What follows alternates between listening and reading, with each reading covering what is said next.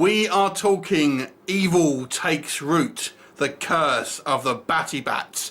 In case you are thinking, what the hell's a Batibat? It's actually in folklore, a Asian tree spirit that is somewhat nefarious towards humans, shall we say. So the story takes place in America. It's not an Asian movie, but we have this kind of somewhat of a rural community, out of the city, suburby type kind of area. And there is a family where the mother is attacked by some type of supernatural force and killed, leaving the father and sort of teenage daughter. It appears to be it's some type of religious community. They go to something like a convent sort of style school where they're taught by nuns and things like this. And it seems that there is some type of entity, as you can probably guess from the title, it's a Batibat, that is kind of taking interest within this kind of particular kind of family and people kind of related to them. We add a kind of ex-love interest of the deceased mother coming into frame, who may have a bit more of an idea about what's going on. And we have a small town kind of supernatural mystery that is kind of somewhat in line with a demonic possession movie. And that is your basic plot premise. So this one is directed by Chris W. Freeman, who also co-wrote this with Aaran. It's actually got a pretty good production value, I will say. It actually looks like, they have spent some decent amount of money. Certainly there's a variety of locations. There are lots of kind of wide angle shots, things like that. There seems to be, some decent kind of set dressing. We have a large cast with kind of multiple different kind of sort of smaller kind of characters and things like that. And the kind of the quality of the filmmaking, the kind of on the technical side, I have to say, is very sound.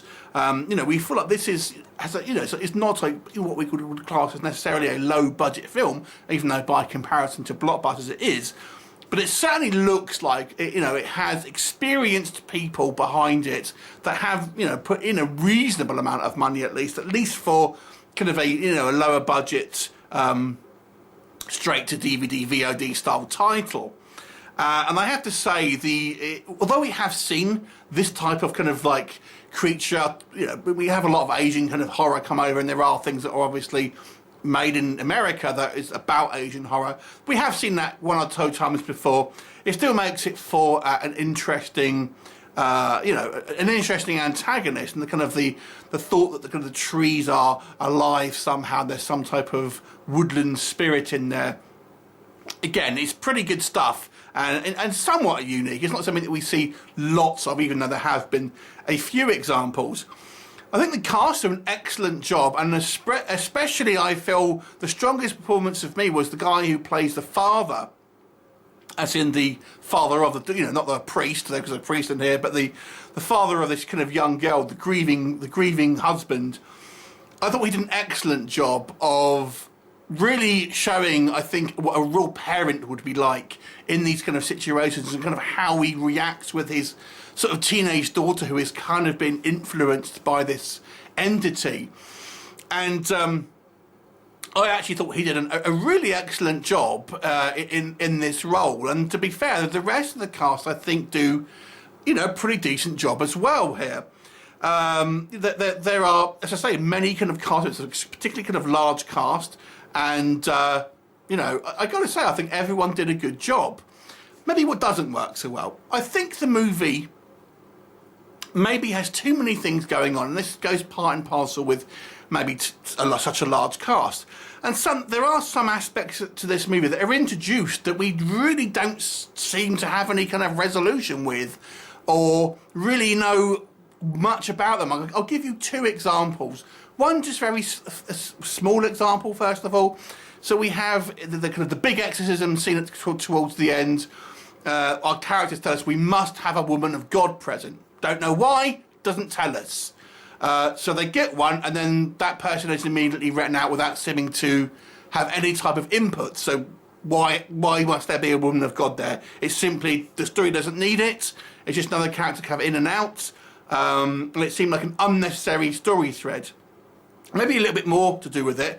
Let me just say that the Batibat seems to have some acolytes and we're given very little information. When I say very little, I mean zero information about how they have come to be in this place and what it means to them. And there is a scene towards the end where there is a confrontation and things happen, and I feel there was many plot threads that one left unresolved as to what has happened, who these people are, you know, the aftermath of what happened and how they got to that place. The story just doesn't touch it. So I feel this movie is lacking in certain areas, and you could argue, well, you know, the story would be 2.5 hours long if it had to address all the plot elements. Then don't address them. You know, not have them in the movie to begin with and write around it. I feel this movie sets up too many things without kind of ever really paying them off. And then we have to talk about the ending here, the actual climax of the film, and then the kind of the stinger at the end. So the climax of the film, I've got to say, for all its somewhat of original ideas, great technical skills on the filming side of it, good acting, it ends up being somewhat of a standard possession movie in its kind of climax, which I have to say I was a little disappointed with, and the actual you know, the climax of the confrontation, again, it's just a little bit of a weak sauce. And yeah, there's so many possession movies, and I felt it was disappointing that the movie ultimately ended that way, even though maybe the possession is a little bit more flashy than other things. It's still ultimately, it just ends up being a possession movie. The film does such a good job up until that point. It's disappointing. There's also a little stinger at the end, and I've got to say it's a typical thing that I was thinking, I bet that's going to happen, and of course it does. I've got to say, despite the fact that I feel this movie is well made, there are some scenes here with some particularly ropey CGI. It's weird because the movie does seem that it has a reasonable amount of production value, but it's let down on some kind of like quite poor CGI vines and things like this. That ultimately, I mean, there are a couple of scenes where it looks better, but I would say about 50% of the scenes look kind of quite cheap at the end of the day as well. So overall, I've got to say, this film, I enjoyed it for the most part. I don't think it's a classic. I think it's let down by a few areas which we talked about. But I still enjoyed it, and like I've said, on a technical level, this is a proficiently made film with good acting and good characters. And that, to me, carries it to an above-average mark of 6 out of 10. Have you seen it? What did you think of it? Leave me a comment, and I shall look forward to seeing you next time. Bye for now.